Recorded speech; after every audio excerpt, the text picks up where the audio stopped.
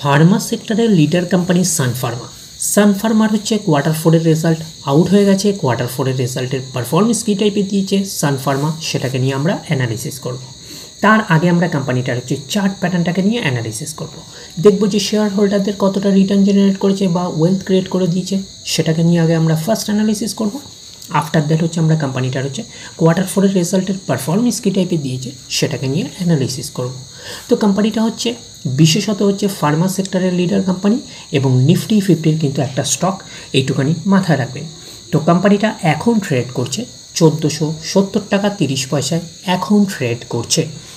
আমরা যদি চলে যাই কোম্পানিটার মার্কেট ক্যাপিটালাইজ হচ্ছে অ্যাপ্রক্স 3.5 লাখ কোটি টাকার মার্কেট ক্যাপিটালাইজ, অর্থাৎ এই কোম্পানিটাকে আমরা ব্লু চিপ লার্জ ক্যাপ টাইপের কোম্পানি হিসাবে কিন্তু কনসিডার করতেই পারি। আমরা যদি একদিনের পারফরমেন্স দেখি, একদিনে হচ্ছে 1%-এর মতন নেগেটিভ রিটার্ন জেনারেট করেছে। একদিনে 5 দিনের পারফরমেন্স করেছে 4%-এর মতন নেগেটিভ রিটার্ন জেনারেট করেছে 5 দিনে। 1 মাসের পারফরমেন্স দিয়েছে 3%-এর মতন আর নেগেটিভ রিটার্ন জেনারেট করেছে 1 মাসে। আমরা যদি চলে যাই 6 মাসে হচ্ছে 23%-এর মতন পজিটিভ রিটার্ন জেনারেট করেছে 6 মাসে। 1 জানুয়ারি থেকে পারফরমেন্স করেছে কত 17%-এর মতন পজিটিভ রিটার্ন জেনারেট করেছে 1 জানুয়ারি থেকে। তো 1 বছরে কীরকম পারফরমেন্স করেছে, 1 বছর হচ্ছে 52%-এর মতন পজিটিভ রিটার্ন জেনারেট করেছে 1 বছরে। তো ন্যাচারাল ব্যাপার, আমরা জানি যে শর্ট টার্মে সেভাবে ওয়েলথ ক্রিয়েট হয় না স্টক মার্কেট থেকে। যত লং খেলবেন স্টক মার্কেটে তত হচ্ছে ওয়েলথ ক্রিয়েট হয়। বাট এই কোম্পানিটা কিন্তু শর্ট টার্মে অর্থাৎ 1 বছরে কিন্তু একটা ডিসেন্ট টাইপের পারফরমেন্স করেছে। আমরা এইটুকুনি বলতে পারি 52%-এর মতন পজিটিভ রিটার্ন জেনারেট করেছে 1 বছরে অর্থাৎ শর্ট টার্মে। তো এখন দেখার বিষয় কোম্পানিটা কি লং টার্মে ভালো পারফরমেন্স করেছে, লং টার্মে কি শেয়ার হোল্ডারদের ওয়েলথ ক্রিয়েট করে দিয়েছে, সেটাই কিন্তু এখন আমাদের দেখার বিষয়। তাহলে আমরা চলে যাচ্ছি কোম্পানিটার 5 বছরের চার্ট প্যাটার্নে। তো 5 বছরে পারফরমেন্স করেছে কত, 5 বছরে পারফরমেন্স করেছে 259%-এর মতন পজিটিভ রিটার্ন জেনারেট করেছে 5 বছরে। 100% মানে ইনভেস্টমেন্ট ডবল। তো ইনভেস্টমেন্টকে আমরা এইটুখানি বলতে পারি 3.5 গুণের কিন্তু অনেকটাই বেশি করে দিয়েছে 5 বছরে। তো সেই হিসাবে কিন্তু একটা ডিসেন্ট টাইপের পারফরমেন্স করেছে 5 বছরে, আমরা এইটুখানি বলতেই পারি। এবং শেয়ার হোল্ডারদের হচ্ছে হিউজ ওয়েলথ ক্রিয়েট করে দিয়েছে 5 বছরে, আমরা এইটুখানি বলতেই পারি। তো ব্লু চিপ লার্জ ক্যাপ টাইপের কোম্পানিগুলোর মূল টার্গেট হচ্ছে 5 বছরে ইনভেস্টমেন্টকে ডবল করা। বাট এই কোম্পানিটা কিন্তু 5 বছরে ইনভেস্টমেন্টকে কিন্তু 3.5 গুণের কিন্তু অনেকটাই বেশি করে দিয়েছে, আমরা এইটুখানি বলতেই পারি। এইবারে আমরা চলে যাব কোম্পানিটার ম্যাক্সিমাম চার্ট প্যাটার্নে। তো ম্যাক্সিমাম চার্ট প্যাটার্ন হিসাবে পারফরমেন্স করেছে 64,671%-এর মতন পজিটিভ রিটার্ন জেনারেট করেছে অল টাইম বা ম্যাক্সিমাম। তো কোম্পানিটা লিস্টেড হয়েছে কবে, কোম্পানিটা লিস্টেড হয়েছে 1999-এ। তাহলে 1999 থেকে কিন্তু এখন অবধি রিটার্ন জেনারেট করেছে 64,671%-এর মতন পজিটিভ রিটার্ন জেনারেট করেছে অল টাইম বা ম্যাক্সিমাম। তো ম্যাক্সিমাম চার্ট প্যাটার্নটা কিন্তু লেফট টু রাইট ওপরের দিকে মুভ করছে। তো সেই হিসাবে কিন্তু একটা ডিসেন্ট টাইপের চার্ট প্যাটার্ন হিসাবে আমরা কনসিডার করতেই পারি এবং কোম্পানিটা কিন্তু ফান্ডামেন্টালি সাউন্ড কোম্পানি। তো এখন দেখার বিষয় কোম্পানিটার কোয়ার্টার ফোরের রেজাল্টের পারফরমেন্স কী টাইপের দিয়েছে। তাহলে আমরা চলে যাচ্ছি কোম্পানিটার কোয়ার্টার ফোরের রেজাল্টে। আমরা চলে আসলাম কোম্পানিটার হচ্ছে কোয়ার্টার ফোরের রেজাল্টের PDF ফাইলে। আগে আমরা ফার্স্ট দেখে নেব কোম্পানি ডিভিডেন্ড ডিক্লেয়ার করেছে নাকি, এটাকে আগে আমরা ফার্স্ট দেখে নেব। তো এখানে লেখা দেখতেই পাচ্ছেন, লেখা আছে ফাইনাল ডিভিডেন্ড 5 টাকা করে কিন্তু ফাইনাল ডিভিডেন্ড কিন্তু ডিক্লেয়ার করেছে। তো ফাইনাল ডিভিডেন্ডের ক্ষেত্রে কিন্তু শেয়ার হোল্ডারদের অ্যাপ্রুভালের প্রয়োজন হয়, এইটুখানি কিন্তু মাথায় রাখবেন। তো 5 টাকা কিন্তু ফাইনাল ডিভিডেন্ড ডিক্লেয়ার করেছে। এইবারে আমরা চলে যাব কোম্পানিটার হচ্ছে কোয়ার্টার ফোরের রেজাল্টে। দেখবো যে কোয়ার্টার ফোরের রেজাল্টের পারফরমেন্স কী টাইপের দিয়েছে। তো স্ক্রল ডাউন করে দেখবো যে কত নাম্বার পেজে হচ্ছে আমরা কোয়ার্টার ফোরের রেজাল্টটা পাচ্ছি। তো আমরা 17 নাম্বার পেজে হচ্ছে কোয়ার্টার ফোরের রেজাল্টটা পাচ্ছি। তো ফার্স্ট আগে আমরা দেখে নেব যে সিকোয়েন্সগুলো ঠিকঠাকভাবে সাজানো রয়েছে নাকি, এটাকে আগে আমরা ফার্স্ট দেখে নেব। তো আমরা পাচ্ছি কি, এটা হচ্ছে এই কোয়ার্টার, মিস হচ্ছে কোয়ার্টার 4, এটা প্রিভিয়াস কোয়ার্টার, আর এটা হচ্ছে 1 বছর আগে। তাহলে সিকোয়েন্সগুলো ঠিকঠাকভাবে সাজানো রয়েছে, আমরা এইটুখানি বলতেই পারি।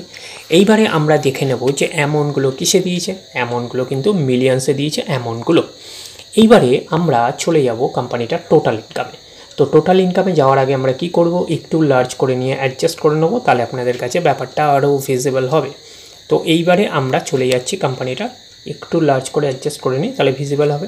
এইবারে আমরা চলে যাচ্ছি কোম্পানিটার টোটাল ইনকামে। তো টোটাল ইনকামে কি পাচ্ছি, এই কোয়ার্টার মিস হচ্ছে কোয়ার্টার 4-এ 1,25,888। প্রিভিয়াস কোয়ার্টারে ছিল 1,26,309 এবং এক বছর আগে ছিল 1,13,039। আমরা বলবো ইয়ার অন ইয়ার বেসিস কিন্তু জাম্প রয়েছে টোটাল ইনকামে। আমরা বলবো কোয়ার্টার অন কোয়ার্টার বেসিস কিন্তু ডাউন পারফরমেন্স করেছে টোটাল ইনকামে। তো ন্যাচারাল ব্যাপার, আমরা জানি যে ইনকাম করতে গেলে কোম্পানিকে এক্সপেন্সেস করতেই হবে। এইবারে এখন দেখার বিষয় কোম্পানিটা ইনকাম করতে গিয়ে কতটা এক্সপেন্সেস করেছে। তাহলে আমরা চলে আসলাম কোম্পানিটার টোটাল এক্সপেন্সেস। তাহলে কি পাচ্ছি, এই কোয়ার্টার মিস হচ্ছে কোয়ার্টার 4-এ কত আছে 96,716। প্রিভিয়াস কোয়ার্টারে ছিল কত 95,607 এবং এক বছর আগে ছিল কত, এক বছর আগে ছিল 88,928। তাহলে এক বছর আগের 88,928টা এখন কত হয়ে গেছে 96,716। তাহলে আমরা বলবো ইয়ার অন ইয়ার বেসিস কিন্তু জাম্প রয়েছে টোটাল এক্সপেন্সেসে। প্রিভিয়াস কোয়ার্টারে ছিল কত 95,607, সেটা হয়ে গেল এই কোয়ার্টার মিস হচ্ছে কোয়ার্টার 4-এ হয়ে গেল 96,716। তাহলে আমরা বলবো কোয়ার্টার অন কোয়ার্টার বেসিসও কিন্তু জাম্প রয়েছে, আমরা এইটুখানি বলতে পারি টোটাল এক্সপেন্সেসে। তো এইবারে আমরা বের করব কি, এইবারে আমরা বের করব হচ্ছে অপারেটিং প্রফিট। কি করে বের করব, টোটাল ইনকাম থেকে টোটাল এক্সপেন্সেস আমরা বাদ দেবো, বাদ দিলে যেটা পড়ে থাকবে সেটা হচ্ছে অপারেটিং প্রফিট। টোটাল ইনকাম পেয়ে গেছি, টোটাল এক্সপেন্সেস পেয়ে গেছি, টোটাল ইনকাম থেকে টোটাল এক্সপেন্সেস বাদ দিলে পড়ে থাকছে অপারেটিং প্রফিট। অর্থাৎ আপনারা বলতে পারেন profit before exceptional item and tax, এটাকেই আমরা অপারেটিং প্রফিট বলতে পারি। তাহলে পাচ্ছি কত, এই কোয়ার্টার মিস হচ্ছে কোয়ার্টার 4-এ কত আছে 29,171। প্রিভিয়াস কোয়ার্টারে ছিল কত 30,701 এবং এক বছর আগে ছিল 24,111। তাহলে এক বছর আগের 24,111টা এখন কত হয়ে গেছে 29,171। তাহলে আমরা বলবো ইয়ার অন ইয়ার বেসিস কিন্তু জাম্প রয়েছে অপারেটিং প্রফিটে। প্রিভিয়াস কোয়ার্টারে ছিল কত 30,701, সেটা হয়ে গেল এই কোয়ার্টার মিস হচ্ছে কোয়ার্টার 4-এ হয়ে গেল 29,171। তাহলে আমরা বলবো কোয়ার্টার অন কোয়ার্টার বেসিস কিন্তু ডাউন পারফরমেন্স করেছে অপারেটিং প্রফিটে। তো ওভারঅল কনক্লুশন কী দাঁড়াচ্ছে অপারেটিং প্রফিটে, ওভারঅল কনক্লুশন দাঁড়াচ্ছে অপারেটিং প্রফিটে year on year basis jump রয়েছে, but quarter on quarter basis কিন্তু ডাউন পারফরমেন্স করেছে অপারেটিং প্রফিটে। তো অপারেটিং প্রফিটটাই নিশ্চয়ই কোম্পানির মেন প্রফিট নয়। তারপরে কি করতে হবে, তারপরে বিভিন্ন অ্যাডজাস্টমেন্ট থাকলে সেগুলো প্লাস মাইনাস হবে, গভর্নমেন্টকে ট্যাক্স পে করতে হবে, গভর্নমেন্টকে ট্যাক্স পে করার পরে কোম্পানির কাছে যেটা পড়ে থাকবে সেটা কোম্পানির ফাইনাল প্রফিট বা নেট প্রফিট হিসাবে আমরা কনসিডার করতেই পারি। তাহলে আমরা পাচ্ছি কি, তাহলে আমরা পাচ্ছি profit for the period before share of profit. তাহলে আমরা পাচ্ছি এটাকেই আমরা নেট প্রফিট বলতে পারি। তাহলে আমরা নেট প্রফিট আমরা কী পাচ্ছি, তাহলে আমরা নেট প্রফিট পাচ্ছি এই কোয়ার্টার মিন্স হচ্ছে কোয়ার্টার 4-এ কত আছে 26,665। প্রিভিয়াস কোয়ার্টারে ছিল 25,680 এবং এক বছর আগে ছিল 20,167। তাহলে এক বছর আগের 20,167টা এখন কত হয়ে গেছে 26,665। তাহলে আমরা বলবো ইয়ার অন ইয়ার বেসিস কিন্তু জাম্প রয়েছে নেট প্রফিটে। প্রিভিয়াস কোয়ার্টারে ছিল কত 25,680, সেটা হয়ে গেল এই কোয়ার্টার মিস হচ্ছে কোয়ার্টার 4-এ হয়ে গেল কত 26,665। তাহলে আমরা বলবো কোয়ার্টার অন কোয়ার্টার বেসিসও কিন্তু জাম্প রয়েছে নেট প্রফিটে। তো ওভারঅল কনক্লুশন কী দাঁড়ালো নেট প্রফিটে, তো ওভারঅল কনক্লুশনে আমরা বলতে পারি নেট প্রফিটে দাঁড়ালো ইয়ার অন ইয়ার বেসিস এবং কোয়ার্টার অন কোয়ার্টার বেসিস দুটোতেই কিন্তু জাম্প রয়েছে নেট প্রফিটে, আমরা এইটুখানি বলতেই পারি। তো এখানে আপনারা একটা এন্ট্রি দেখতে পাচ্ছেন, সেটা হচ্ছে এক্সেপশনাল আইটেমের অ্যামাউন্ট। এক্সেপশনাল আইটেম কিন্তু ওয়ান টাইমই হয়, একবারই হয়, এইটুখানি কিন্তু মাথা রাখবেন। এটা হচ্ছে এই কোয়ার্টার মিস হচ্ছে কোয়ার্টার 4-এ আছে 1,016, প্রিভিয়াস কোয়ার্টারে ছিল 698 এবং এক বছর আগে ছিল 1,714।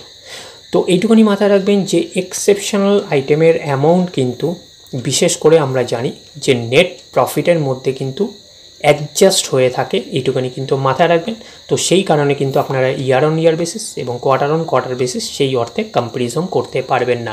আবারও আপনাদের রিপিট বলে দিচ্ছি, এক্সেপশনাল আইটেমের অ্যামাউন্ট কিন্তু নেট প্রফিটের মধ্যে অ্যাডজাস্ট হয়ে থাকে। তো সেই কারণে কিন্তু আপনারা নেট প্রফিটের মধ্যে ইয়ার অন ইয়ার বেসিস এবং কোয়ার্টার অন কোয়ার্টার বেসিস সেই অর্থে কম্প্যারিজন করতে পারবেন না। তখন আপনারা কাকে ধরে কম্প্যারিজন করবেন, তখন আপনারা হচ্ছে অপারেটিং প্রফিটটাকে ধরে কম্প্যারিজন করবেন, তাহলে আপনাদের কাছে পিকচারটা আরও ক্লিয়ার হয়ে যাবে। তো অপারেটিং প্রফিটটাকে ধরে যদি আপনারা করেন তাহলে আপনারা কী পাবেন, year on year basis jump রয়েছে, but quarter on quarter basis কিন্তু ডাউন পারফরমেন্স করেছে, আমরা এইটুখানি বলতেই পারি। তো এইবারে আমরা চলে যাব কোম্পানিটার হচ্ছে ইপিএসে অর্থাৎ আর্নিং পার শেয়ারে। তাহলে আমরা চলে আসলাম ইপিএসে অর্থাৎ আর্নিং পার শেয়ারে। এই কোয়ার্টার মিস হচ্ছে কোয়ার্টার 4-এ 11.1, প্রিভিয়াস কোয়ার্টারে ছিল কত 10.5 এবং এক বছর আগে ছিল কত 8.3। তাহলে এক বছর আগের 8.3টা এখন কত হয়ে গেছে 11.1। তাহলে আমরা বলবো ইয়ার অন ইয়ার বেসিস কিন্তু জাম্প রয়েছে ইপিএসে অর্থাৎ আর্নিং পার শেয়ারে। প্রিভিয়াস কোয়ার্টারে ছিল কত 10.5, সেটা হয়ে গেল। এই কোয়ার্টার মিস হচ্ছে কোয়ার্টার 4-এ হয়ে গেল কত 11.1। তাহলে আমরা বলবো কোয়ার্টার অন কোয়ার্টার বেসিসও কিন্তু জাম্প রয়েছে ইপিএসে অর্থাৎ আর্নিং পার শেয়ারে। তো ন্যাচারাল ব্যাপার, আমরা জানি যে নেট প্রফিটের রিফ্লেকশনটা ইপিএসে পাই, তো নেট প্রফিটের রিফ্লেকশনটা আমরা ইপিএসে পেয়েছি। তো ওভারঅল কনক্লুশন কী দাঁড়ালো, ওভারঅল কনক্লুশনে আমরা বলতে পারি সান ফার্মার হচ্ছে কোয়ার্টার 4-এর রেজাল্ট আমরা এইটুখানি বলতে পারি একটা ওকে টাইপের পারফরমেন্স করেছে, আমরা কিন্তু এইটুখানি বলতেই পারি। তাহলে ওভারঅল ভিউটা আপনাদের কাছে ক্লিয়ার। তাহলে এই অবধি, নেক্সট ভিডিওতে আবার আপনাদের সাথে আবার দেখা হচ্ছে। ধন্যবাদ।